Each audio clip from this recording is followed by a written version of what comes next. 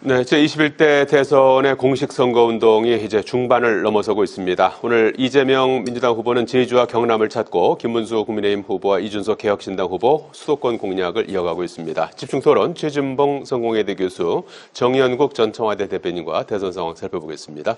안녕하십니까? 안녕하세요. 자, 이제 대선 10일 앞으로 다가왔습니다. 본투표 기준이고 사전투표 기준으로 보면 다음 주 목금이니까 일주일 정도 남겨놓고 있습니다. 오늘 이재명 후보는 제주도에서 유세를 하고 그리고 이제 경남 양산에서 유세를 이어갈 예정입니다. 그리고 윤호중 총괄본부장이 오늘 오만과 방심이 싹트면 국민께서 제일 먼저 눈치채고 심판할 것이다.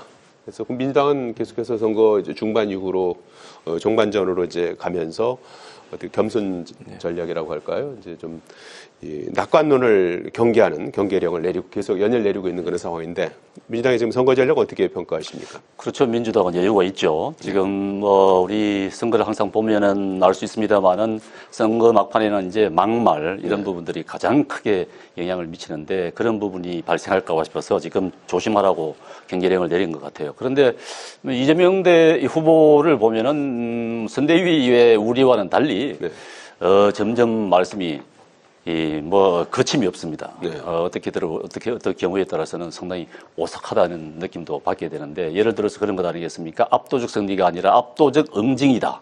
이런 얘기를 하지 않습니까? 응징이라는 것은 말하자면은, 정치 보복이다.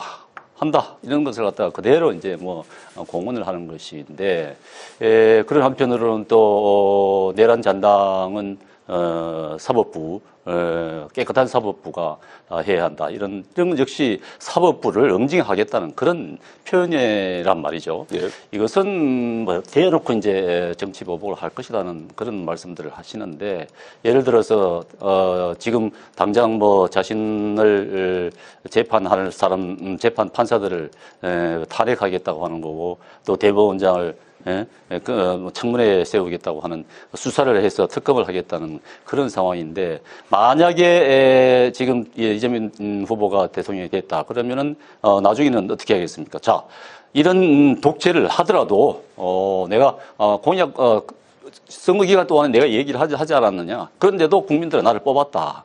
나는 국민들로부터 선택받은 사람이다. 이미 한 얘기를 다 인정을 받았다 해서 마구 본인이 생각하는 독재를 실행할 거란 말이죠.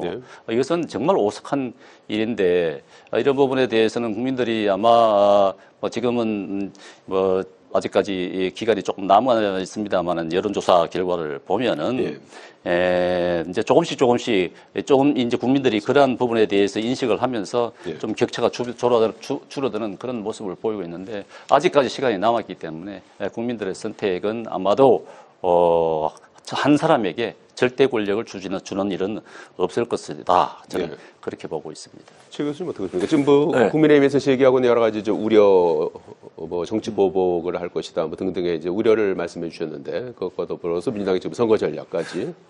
일단 이제 정 대변인이 말씀하신 건 그런 우려는 안 하셔도 된다는 말씀을 드리고요. 왜냐하면 이재명 후보는 분명히 정치 보복하지 않겠다고 얘기했고, 여기서 윤호중 원장이 얘기하는 이재명 대표가 연설 가운데서 표로 응징해 달라는 말은 국민이 심판할 수 있는 기회는 선거밖에 없는 거잖아요. 국민이 예를 들면 정치권이 잘못한 부분에서 심판을 하려면 유일하게 할 수 있는 방법이 투표권입니다. 그래서 표로 응징해달라 하면 이번 선거에서 정말로 내란 세력 그리고 비상계엄을 선포했던 이 국민의힘의 같은 부류에 있는 사람들을 심판해달라, 이런 의미라고 저는 생각해요. 그게 무슨 차후에 본인이 만약에 대통령이 된다고 하면 그걸 가지고 응징하겠다 이런 의도는 아니라고 저는 보고요. 그리고 오만과 방심 이런 부분들은 반드시 민주당이 경계해야 되는 부분이에요. 지금까지 이제 여론조사 추이로만 보면 그건 아무도 모르잖아요. 결과가 최종적으로 나오기까지 누가 대통령이 될지 어떻게 알겠습니까? 그런데 일부에서는 이재명 후보가 당연히 될 것처럼 그렇게 얘기하면서 너무 그걸 기정사실화하거나 아니면 소위 이제 3편을 먼저 터뜨린단 말도 있지 않습니까? 끝까지 절박한 마음으로 선거운동을 해야지, 선거운동하는 과정에서 민주당 지지자들 아니면 민주당에 있는 의원들이든 이런 분들이 마치 당선된 것처럼 행동하는 거 절대로 그러면 안 되는 겁니다. 그거는 마지막에 어떤 일이 벌어질지 몰라요. 아직도 10여일이 남아있지 않습니까? 남은 기간 동안 최선을 다해서 해야 된다. 그런 얘기들을 하는 맥락에서 얘기한 거지, 이게 오만하고 이게 교만해질수록 표는 떠나서 가는 겁니다. 그런 점들을 얘기한 거라고 저는 보고 저는 이게 올바른 전략이라고 생각합니다. 마지막까지 절박함을 가지고 좀 뒤지고 있다는 생각으로 선거운동을 해라. 이런 메시지를 던진 게 아닌가 이렇게 생각합니다. 예.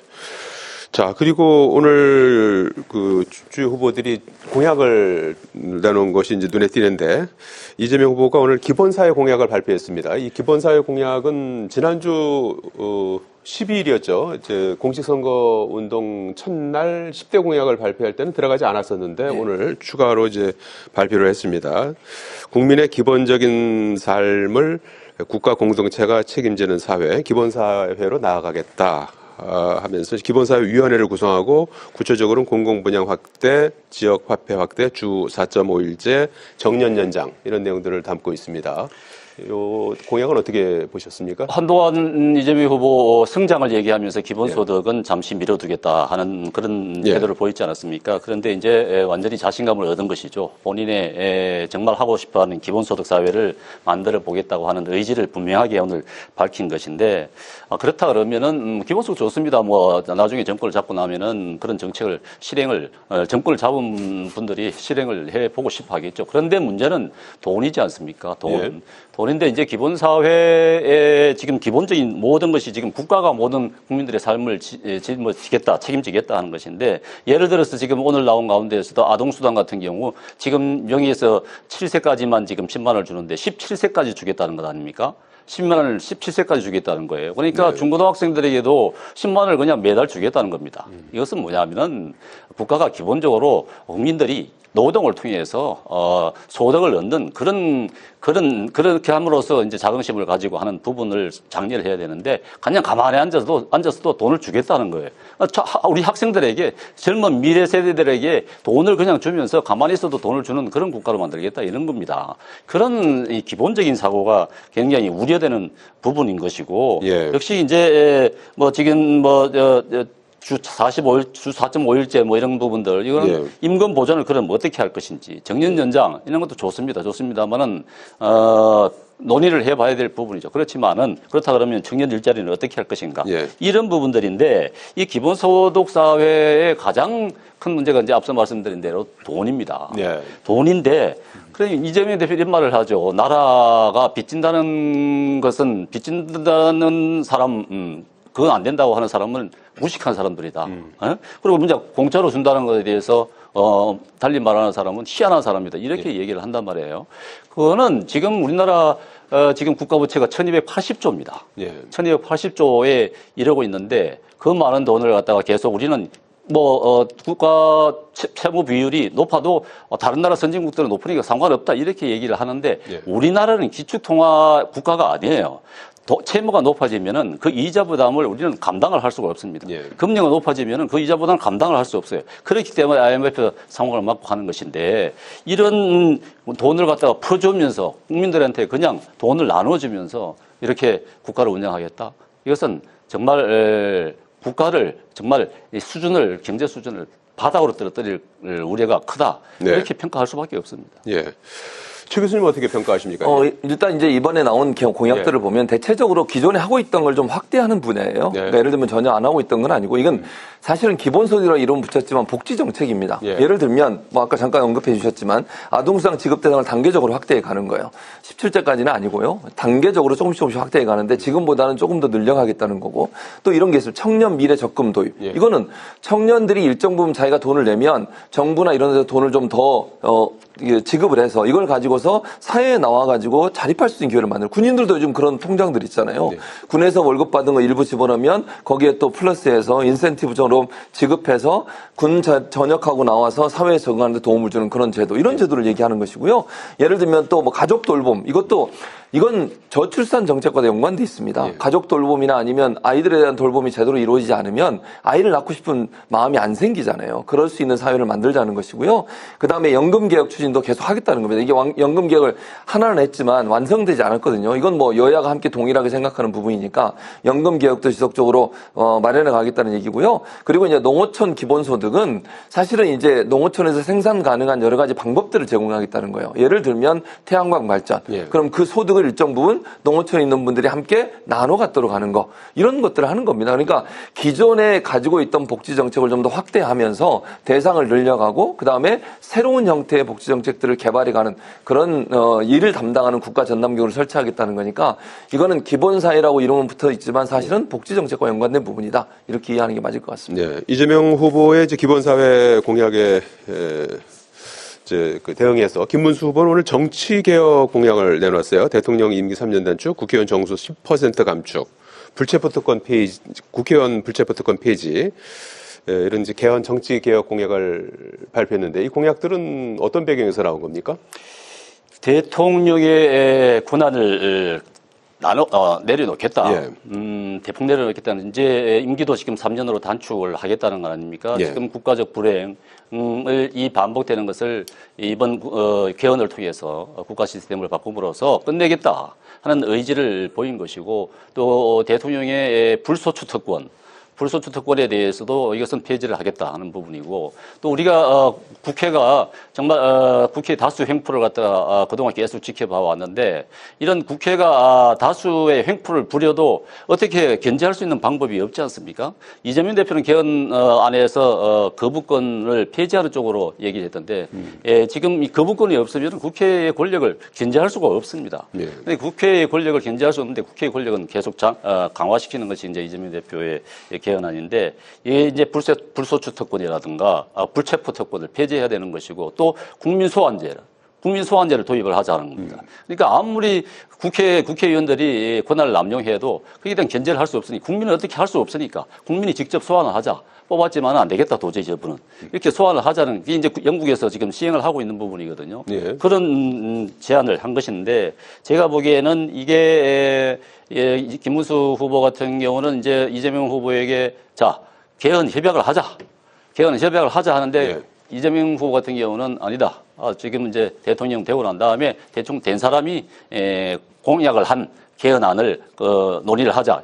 하고 싶지 않다는 얘기죠. 지금은 개헌할 생각이 이재명은 전혀 없고 김문수 후보 같은 경우는 오늘 이제 개헌 이 연대를 구축하기 위해서 손학규 전 대표부터 시작해서 같이 뜻을 같이 하는 사람들을 계속 이제 연대를 해 나갈 그런 움직임을 지금 이제 시작을 했는데 이런 개헌은 이번에 반드시 저는 해야 된다고 봅니다. 그래서 총선과 대선 이 선거 기간을 딱 맞추는 그런 개헌이 있어야 되는 것이고 또 대통령의 이 우리 권한을 어떻게 권력을 어떻게 가져가야 될 것인지 뭐 대통령 지금 대통령 중심제로 뭐 아니면 연임제 뭐 이런 얘기들 나오는데 아니면 내각제를 할 것인지 어쨌든 이 현재와 같은 이 국가의 불행들은 계속 반복되는 것은 막아야 된다 하는 부분에 대해서는 분명히 이번에 선거에서 개헌에 대한 국민의 선택이 있어야 된다고 봅니다. 그렇기 예. 때문에 이제 각 후보의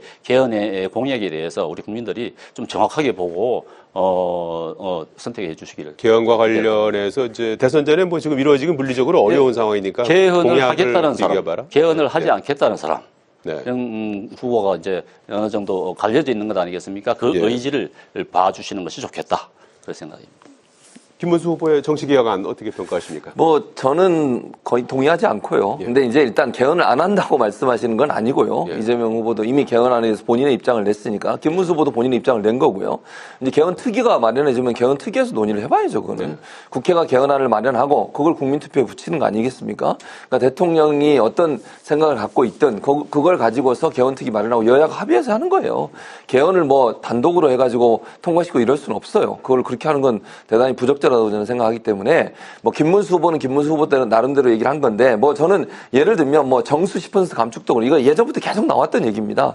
근데 여기에도 우려를 표명한 분이 많아요. 예. 차라리 그 세비를 깎고 인원을 늘려야 된다고 주장하는 사람도 많습니다. 우리나라가 다른 나라에 비해서 의원수가 적다는 분들도 많고요. 예. 효율적으로 어떻게 운영할까의 문제인 것이지 단순히 의원을 줄이는 문제가 아니라 그러면 보좌진이나 세비 이런 걸 좀 절감하고 그 공동으로 또 보좌인들 활동할 수 있게 하고 이런 활동하면 되는 겁니다. 예. 그건 이제 숫자를 줄이는 거 아닌 능수는 아니라는 말씀을 드리는 것이고 예. 그다음에 임기 3년 단축은 이거 이제 개헌과 맞물려서 이 김문수 후보가 얘기를 한 건데 이거는 현행 헌법에는 만약에 현직 대통령이 개헌을 하게 되면 그 사람은 그 개헌된 법에 의해서 대통령이 선출될 수 없게 돼 있어요. 네. 연임을 하든 중임을 하든. 네. 그러니까 그거는 뭐 다시 할 수 있는 상황은 아니고요. 네. 그러니까 김문수 후보는 3년을 한다고 하지만 이재명 후보는 그건 공약하지 않았어요. 네. 그러니까 중임제나 연임제 이거는 해야 된다고 주장을 하고 있지만 그래서 이거는 앞으로 이제 만약에 누가 대통령이 되든 대통령이 되는 사람 두 분 다 지금 주요 후보 두 분 다 개헌에 대한 의지가 있으니까 국회에서 개헌특위 만들어서 거기다 논의를 시작하면 돼요. 그리고 나서 국회에서 논의가 끝나고 나면 합의안을 가지고서 뭐 합의가 안 되는 부분 빼더라도 저는 합의된 부분만 가지고서라도 저는 국민투표해서 개헌을 해야 된다고 봅니다. 이재명 후보도 여기에 대해서는 강력하게 의지를 갖고 있기 때문에 저는 뭐 여야가 어떤 형태로든 합의를 이끌어내는데 총력을 기울여야 되지 않나 이런 생각을 합니다. 예, 대선 이후가 되겠죠, 일정상? 당연히 그렇죠. 대선 이전은 좀 어려울 것 같습니다. 예. 자, 김문수 후보가 이제 쫓아가는 입장에서 선거 남은 기간 중에 이제 변수가 될 만한 것이 이제 단일화 여부 아니겠습니까? 그런데 이제 이준석 후보는 오늘부터 받는 전화를 다 차단을 했다고 그래요. 그리고 어제는 또 당권 제한 조건을 걸었다, 뭐 이런 얘기까지 개혁신당 단장, 이동훈 단장으로부터 그런 얘기도 나와서 논란이 되기도 했었는데 어떻게 보십니까? 가능성은? 예, 이거 뭐 단일화는 무조건 해야 된다고 봅니다. 네. 1대1 구도를 만들어야 하는 것이 국민의힘의 지금 의무라고 할 수 있을 정도인데, 이준석 후보 같은 경우는 지금 이제 전체적인 여론의 추이를 계속 살피고 있는 것이겠죠. 그 본인이 만약에 본선에 갔을 때 본인이 부담해야 될 정치적 이제 금전 문제라든가 이런 문제들을 해결할 수 있어야 되는 것 아니겠습니까? 네. 그런데다가 만약에 3자 구도로 가서 본인이 이 보수층의 표를 좀 이렇게 가져가 먹어서 만약에 합치면 이길 수 있는 부분을 놓쳤다 할 경우에는 본인이 또 책임을 져야 되는 부분이 있습니다. 예. 본인은 이제 국민의힘 대표 출신이고 보수층을 같이 이제 아우르는 그런 후보이기 때문에 그런데 이게 이재명의 독재를 막겠다고 하는 대의에 대해서는 두 분이 다 동의를 하고 있는 것 아니겠습니까? 이준석 후보도 역시 충분히 공감을 하고 있는 부분이고 하기 때문에 내일 이제 2차 토론회가 있지 않습니까? 2차 토론회 지나고 나면은 토론회에 이제 이준석 후보 같은 경우는 강점이 있다고 본인이 생각하고 있고 토론회를 지나면은 본인이 이제 여론이 좀 더 개선이 될 것이다 이렇게 믿고 있을 것입니다. 그렇기 때문에 이제 2차 토론 뒤에 어떤 여론의 흐름이 생길지 거기에 상당히 관심을 주고 있을 것 같아요. 그렇게 한다 그러면은 25일에 이제 투표용지가 인쇄 들어가는데 25일 전에 25일 일요일이면 뭐 토요일이 다 됐습니다. 내일 모레인데. 내일 모레까지잖아요. 내일 모레까지 어떻게든지 양쪽에서 또 단일화 협상이 좀 이루어져서 정말 국가 나라의 미래를 위해서 서로가 좀 더 대승적으로 생각할 수 있는 그런 계기를 좀 마련을 했으면 좋겠다. 그것이 국민적 요구다. 이렇게 가능성 어떻게 보십니까? 당위성은 그렇다. 가능성이 있다고 봅니다. 이준수 후보도 보면 김용태 비대위원장하고 만나는 모습들이라든가 서로 나누는 대화라든가 과정들을 이렇게 보면은 또 김문수 후보와의 대화라든가 또 주변 사람들과의 관계에서라든가 과정을 보면은 충분히 가능성이 있다고 생각하기도 하고 이준수 후보 역시 거기에 대해서 응할 생각이 좀 있지 않을까 싶습니다. 안철수 후보도 만나서 또 그런 부분에 여지를 남겨놓지 않았습니까? 네. 그렇게 된다 그러면은 지금 한동훈 전 대표가 이제 같이 이제 선거운동을 하고 있고 또 한덕수 전 후보도 또 합류를 할 예정으로 있고 하기 때문에 그렇게 된다 그러면 이준석 후보가 단일화 응한다 그러면은 판도는 완전히 달라질 수 있겠다. 그렇게 생각해 봅니다. 최 교수님 어떻게 전망하십니까? 저는 좀 어려울 거라고 생각해요. 네. 그러니까 두 가지 이유 때문인데요. 첫째는 이제 지지율이 어느 정도 두 사람, 예를 들면 지금 그 김문수, 이준석 두 사람의 지지율이 어느 정도 합해져서 다 표가 함께 오고 그것이 이재명 후보를 넘어설 수 있을 정도의 유의미한 지지율이 나와야 되거든요. 지금 그런 상황이 아니기 때문에 어렵고요. 이준석 후보 입장에서는 지금 단일화에서 패배를 하게 되면 또 책임을 본인이 져야 되는 지점도 있습니다. 만약 본인으로 단일화 된다고 하면요. 본인은 그걸 원하는 거 아니겠어요? 그리고 만약 만약에 이제 김문수 후보 쪽으로 단일화가 돼버리면 지금까지 본인이 정치적 자산을 쌓으려고 했던 모든 게 이제 무너지게 되는 거 아니겠어요? 그리고 본인은 이번 선거에서 안 된다고 하더라도 차차기를 노리면서 본인의 정치적인 어떤 뭐랄까 자산을 쌓는 거라고 저는 보거든요. 그러니까 저는 모르겠습니다. 어느 정도 득표율이 나올지 모르겠지만 두 자리 정도만 나오면 제가 볼 때 이준석 후보 입장에서는 성공했다고 봐요. 실패한다 하더라도. 그러니까 이번에 당선이 안 된다 하더라도 정치적 자산을 쌓는 거니까요. 그런 점에서 그렇고 그걸 이제 사인으로 보여주는 게 두 가지인데 하나는 수신을 다 끊어버렸잖아요. 전화 안 받겠다고 얘기했고 두 번째는 어제 그 아까 말씀하신 그 본부장이라는 분이 그 얘기를 한 거예요. 그거는 정말 정치 노예에 맞지 않는 거죠. 근데 그 내용 자체가 참으로 당권 얘기 주겠다는 얘기요. 이거는 있을 수 없는 얘기입니다. 어떻게 그런 얘기를 할 수 있는가? 누가 했는지 모르겠지만 한동훈 전 대표도 오늘 SNS 글 올려가지고 그런 양압을 하면 되냐라고 비판을 했더라고요. 그러니까 저는 이걸 이렇게까지 공개하는 거는 단일화할 마음이 조금이라도 있으면 이렇게 하지 못합니다. 이렇게 하는 순간 어떻게 단일화를 하겠습니까? 그럼 단일화하면 그거 해주려고 한 거냐 이런 비판이 또 있을 수밖에 없잖아요. 이 정도까지 공개를 했다고 하는 것은 단일화에 대해서는 별 마음이 없지 않나 저는 그렇게 분석을 합니다. 단일화 가능성에도 두 분이 정확히 엇갈리고 있습니다. 있습니다. 네, 여기까지 듣겠습니다. 고맙습니다. 고맙습니다.